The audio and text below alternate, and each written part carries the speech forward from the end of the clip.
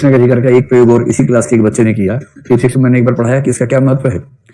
एक लड़की का ज्ञान चक्षु खुल गया उससे, उसने कहा बस अब तो मैं देख लूंगी सब कुछ।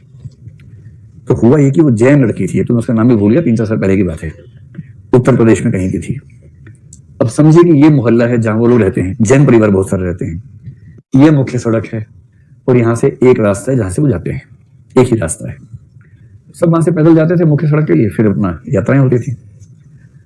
अब क्या हुआ कि इस सड़क पर करीब 8-10 दुकानें खुल गई कसाईयों की, मांस की दुकानें, बकरा, मुर्गा, मछली, वो सब।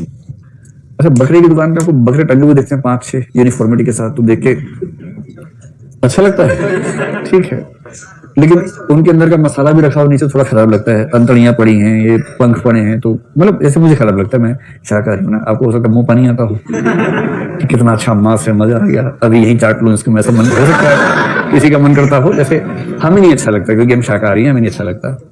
वो जैन मोहल्ला था। अब जैन मोहल्ले के लोग बड़े परेशान थे, तो मैंने जिस दिन सूचना का अधिकार पढ़ाया, हम पढ़ेंगे टॉपिक नंबर 6 या 7 पे पढ़ेंगे, तो उस दिन वो मेरे पास आई, उसने कहा सर ऐसी ऐसी समस्या है, क्या कर सकते हैं। मैंने कहा कुछ नहीं, अधिकारी को लिखिए 10 रुपए का पेमेंट कीजिए वहां पर, ऑनलाइन या ऑफलाइन, और लिखिए कि सूचना के अधिकार के तहत मैं निम्नलिखित सूचनाएं चाहती हूँ।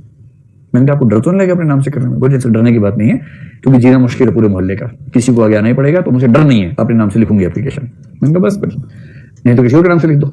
कई लोग ऐसा करते हैं, तो के नाम से लिख देते हैं, या ईमेल नंबर देते हैं, केवल ईमेल आईडी दिया तो उस पर जवाब आता है। वो साहस वाली लड़की थी, उसने मेरे नाम से लिखा। फिर पूछा सर किसको भेजना है। मैंने देखो कोई ना समझ में आए तो भेजो एसडीएम को, वो ना समझ में आए तो भेजो डीएम को, बात खत्म। उसकी जिम्मेदारी है उसके बाद, क्योंकि डीएम पूरे जिले का मुखिया है, तो डीएम की जिम्मेदारी होगी कि उसका ऑफिस सही ऑफिस को भेजे, 3 दिन के अंदर भेजना पड़ेगा। तो उसने सीधे डीएम को लिखा, माननीय जिलाधीश महोदय, सूचना के अधिकार के अंतर्गत कृपया निम्नलिखित सूचनाएं प्रदान करने का कष्ट करें। मैंने कहा खुद को कलेक्टर समझ के ही लिखना है, बहुत सविनय निवेदन है, प्रणाम है, आपको ये सब नहीं करना है, अधिकार से लिखना है। निम्नलिखित सूचनाएं प्रदान करने का कष्ट करें। नंबर 1, इस सड़क पर कसाईयों की कुल कितनी दुकानें हैं। मैंने कहा बताना मत कुछ, केवल पूछना उससे। नंबर 2, क्या ऐसी दुकानों के लिए किसी लाइसेंस की आवश्यकता होती है या नहीं। नंबर 3, यदि होती है तो जिन जिन दुकानों को लाइसेंस दिए गए कृपया उन सबके लाइसेंस की फोटोकॉपी संलग्न करें, और मैं उसके लिए फोटोकॉपी की कीमत अदा कर रही हूं। उसमें अदा करना पड़ता है, 2 रुपए पर पेज होता है, वो पे करना पड़ता है उसके लिए। नंबर 4, यदि अनुमति नहीं दी गई है तो कृपया जांच करवाएं कि क्या कुछ दुकानें अवैध रूप से चल रही हैं, और यदि हां तो जो जांच आप करवाएंगे उसकी रिपोर्ट की प्रतिलिपि मुझे भिजवाएं। आपकी आज्ञाकारी कखरगर। और ये आगे करने लिखा, मतलब साथ में 10 रुपए का वो जो पोस्टल ऑर्डर है वो लगाया, भेज दिया कलेक्टर के ऑफिस में, इतना ही किया। फिर 5-6 दिन बाद एसडीएम का फोन आया उसके पास, फोन नंबर था उस पर। उस एसडीएम से पहले वो मिल चुकी थी एक बार कि सर ऐसी दिक्कत है, उसे भगा दिया था कि चलो चलो चलो, तुम नहीं खाना ना खाओ, जो खा रहे खाना दो उसको। तब उस एसडीएम ने फिर से फोन किया, बहुत मोहब्बत से बात की उस दिन कि अरे बेटा आप उस दिन आए थे, हाँ बेटा मैं आओ बेटा किस दिन ऑफिस में बात करते हैं बेटा। तो उसने कहा ठीक है सर मैं कल आ जाती हूँ। फिर नेक्स्ट डे गई ऑफिस में, पूरा ऑफिस स्वागत करने के लिए बाहर खड़ा हुआ था, आइए आइए आइए सब सर आपके वेट ही कर रहे हैं, आइए प्लीज आइए आप आइए। फिर सर कह रहे हैं कि यार बेटा हमें तो पता ही नहीं था, हमने तो कल जांच की, 8-10 दुकान चल रही है वहां, तो हमें तो पता ही नहीं था। ऐसी दुकान चल सकती है किसी जिले में जो एसडीएम को ना पता हो, ये पता भी और पत्ता भी आया था वहां से। सी बात है। तो एसडीएम ने कहा कि बेटा क्या लोगे, चाय कॉफी क्या लोगे। तो उसको भी अच्छा लगा, बोली कॉफी मंगवा लीजिए कोई बात नहीं।